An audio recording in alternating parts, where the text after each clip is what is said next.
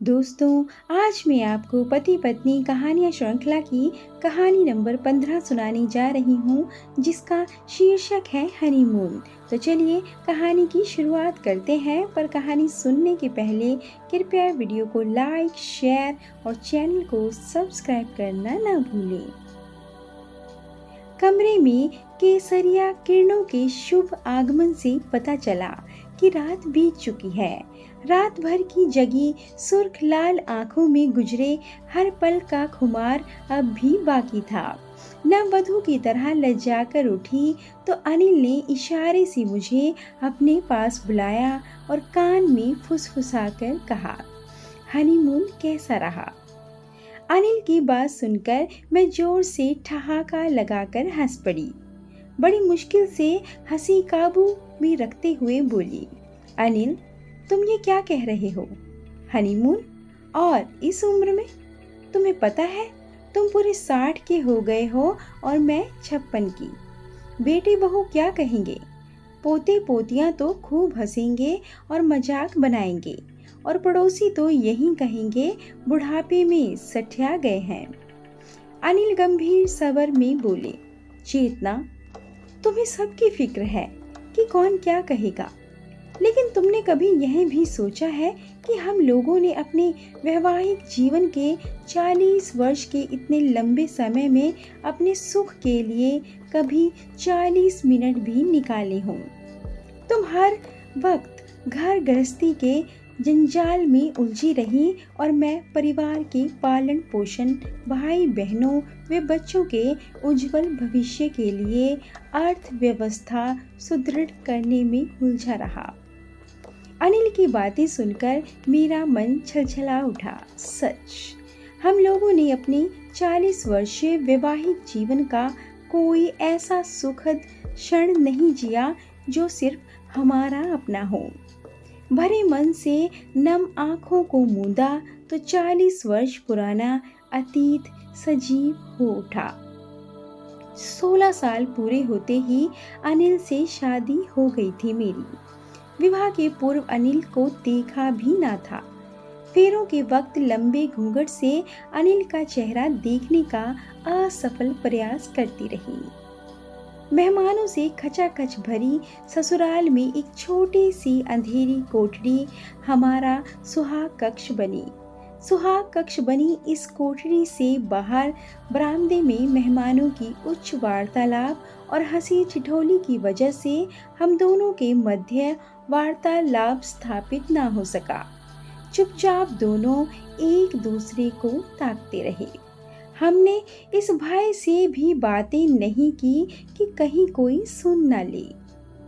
उस रात देह सुख तो दूर, स्पर्श सुख का भी आनंद ना ले सके हम।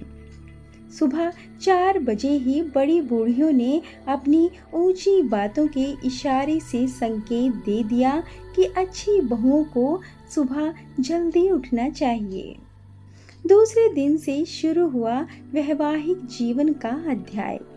सास ससुर की सेवा, 3 देवर व 2 ननदों की जिम्मेदारी, घर गृहस्थी का संपूर्ण दायित्व, अपने बच्चों का पालन पोषण, फिर सभी के शादी ब्याह, तीज त्योहार, नाते रिश्तेदारी, इन्हीं सब को निभाते निभाते 40 वर्ष कब बीत गए पता ही ना चला। मेरा कंधा झिझोड़कर अनिल ने मुझे वापस वर्तमान में लाके पटका। हंसकर बोले, हम अपना हनीमून आगरा में मनाएंगे। प्रेम के प्रतीक ताजमहल में हम भी अपने प्यार को जमा करेंगे। मुझे शरारत सूझी, मनाली में क्यों नहीं? क्या इस उम्र में हम लोग कुल्लू मनाली की हसीन वादियों में एक दूसरे की बाहों में बाहें डालकर अपना हनीमून नहीं मना सकते? इस उम्र में बर्फ से खेलने का आनंद हमारे यौवन काल को पुनः जीवित कर देगा। मेरे कंधे पर प्यार से हाथ रखते हुए अनिल बोले, पहले मेरा भी वहीं जाने का इरादा था, लेकिन तुम अस्थमा की मरीज हो और मैं उच्च रक्तचाप का, अतः अपने स्वास्थ्य को ध्यान में रखते हुए हमारा वहां जाना उचित ना होगा। आगरा पास ही है, मात्र 3 घंटे का सफर है। टैक्सी का प्रबंध करके आता हूँ, तुम चलने की तैयारी करो। मैं आगरा जाने की तैयारी एक नववधू की तरह करने लगी। अच्छी अच्छी सभी साड़ियाँ रख ली, अपनी एक स्लीवलेस सिल्क की नाइटी भी रख ली, जो अनिल दिल्ली से काफ़ी साल पहले लाए थे। शर्म की वजह से कभी पहनी ही ना थी। अनिल ने टैक्सी का प्रबंध कर लिया। घर में जब सबको बताया गया तो वही हुआ जिसकी मुझे शंका थी। बड़ी बेटी ने कहा, पापा, इस उम्र में आपका और मम्मी का घूमना उचित नहीं है, कहीं तबीयत वगैरह बिगड़ गई तो। बहुएं हंस रही थी। छोटी बहू बड़ी बहू से कह रही थी, दीदी, मुझे तो लगता है मम्मी पापा को बुढ़ापे में जवानी का जोश पुनः आ गया है। नन्ही पोती दादाजी को नसीहतें दे रही थी। दादाजी, दादी का हाथ पकड़कर चलना, कहीं दादी खो न जाए। बहुओं की असीम कृपा से कॉलोनी भर में यह खबर जंगल की आग की तरह फैल गई कि बुढ़ापे में अनिल हनीमून मनाने जा रहे हैं। सभी के व्यंग बाण हमारे अटल निर्णय को डगमगा ना पाए, लेकिन चलते समय फरमाइशी लिस्टों के ढेर लग गए। बहुओं ने अपनी मनपसंद चप्पलें व सैंडल मंगवाई तो बेटों ने जूते, पोते पोतियों ने आगरे का पेठा, पड़ोसियों ने संगमरमर के ताजमहल की शोपीस, पेठा व नमकीन मंगवाए। सुबह टैक्सी से आगरा के लिए रवाना हुए। 40 वर्षों में पहली बार हम दोनों अकेले यात्रा का आनंद ले रहे थे। ड्राइवर के ब्रेक लगाने के झटके से जब हमारे शरीर आपस में टकराते तो उस क्षण स्पर्श सुख से हमारे आनंद में दोगुनी वृद्धि हो जाती। 3 घंटे के सफर के बाद आगरा पहुंच गए। अनिल ने अपने बजट के अनुसार एक अच्छा सा होटल तलाश किया। कमरे में आकर थकान मिटाने के लिए चाय का ऑर्डर कर दिया। इस दौरान अनिल ने मुझे अपनी बाहों में भरकर चूम लिया। उस स्नेहित चुंबन से बुढ़ापे के शरीर में भी एक रोमांच हो उठा। लज्जाकर बड़ी अदा से बोली, छोड़ो भी, कोई देख लेगा। बाहों में समेटते हुए अनिल बोले, पगली, यहाँ कौन देख लेगा।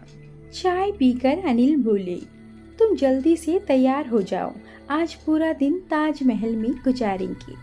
लाल किला और दयाल बाग और परसों फतेहपुर सीकरी घूमेंगे। कहते हुए पूरे भावी कार्यक्रम की रूपरेखा प्रस्तुत कर दी। लेकिन मैंने सुझाव दिया, पहले बाजार चलकर खरीदारी कर लेते हैं। जिसने जो मंगाया है वह आज ही खरीद लेते हैं। बाद में कहीं खरीद नहीं पाए तो सभी लोग नाराज हो जाएंगे। अनिल को मेरा सुझाव पसंद आ गया। शॉपिंग बैग लेकर निकल पड़े बाजार। पूरा दिन खरीदारी करते रहे। जूते चप्पलों की नाप, रंग और डिज़ाइन के लिए सैकड़ों दुकानों के चक्कर काटने पड़े। शाम होते ही थकान महसूस होने लगी। अस्थमा की वजह से मुझे खांसी शुरू हो गई। साथ ही अनिल का भी रक्तचाप बढ़ गया। वापस होटल आ गए। अपने साथ लाई दवा ली, लेकिन फायदा ना हुआ। उच्च रक्तचाप की वजह से अनिल को सिर दर्द और घबराहट महसूस हो रही थी। अंततः अनिल ने होटल मैनेजर से कहकर डॉक्टर को बुलवाया। डॉक्टर ने चेकअप करने के बाद हमें उचित सलाह देते हुए कहा, अगर आप लोग आगरा घूमना ही चाहते हैं तो यह दवाइयाँ लेकर यहीं 7-8 दिन आराम करने के बाद ही घूमिएगा। इस हालत में घूमने से आप दोनों की तबीयत और बिगड़ सकती है। अनिल उदास हो गए। बोले, 7-8 दिन रुकना तो नामुमकिन होगा, क्योंकि यह हमारे बजट से बाहर है। मेरे हाथों को अपने हाथों में दबाकर बोली, मैं भी कैसा पति हूँ जो जरा सी भी खुशी ना दे पाया। मैंने अनिल के मुंह पर हाथ रखते हुए कहा, कैसी बातें कर रहे हो? हम दोनों ने आज पूरा दिन एक साथ बिताया, यह क्या कम है? अनिल की आंखें भर आई। मुझे अपनी तरफ खींचकर सीने से लगा लिया। पूरी रात ढेरों प्यार की बातें होती रहीं। भविष्य के सुनहरे सपने बुने। अस्वस्थ होने के बावजूद भी पूरी रात हर क्षण को भरपूर उल्लास, उत्साह, उमंग और तन्मयता से जिया। कमरे में केसरिया किरणों के शुभागमन से पता चला कि रात बीत चुकी है। रात भर की जगी सुर्ख लाल आंखों में गुजरे हर पल का खुमार अब भी बाकी था। नववधू की तरह लज्जाकर उठी तो अनिल ने इशारे से मुझे अपने पास बुलाया और कान में फुसफुसाकर कहा, हनीमून कैसा रहा? मैं लाज से दोहरी होकर अनिल के सीने से पुनः लग गई। दोस्तों, कहानी कैसी लगी कमेंट करके ज़रूर बताएं। और अगर कहानी अच्छी लगी हो तो वीडियो को लाइक, शेयर और चैनल को सब्सक्राइब करना ना भूलें। धन्यवाद।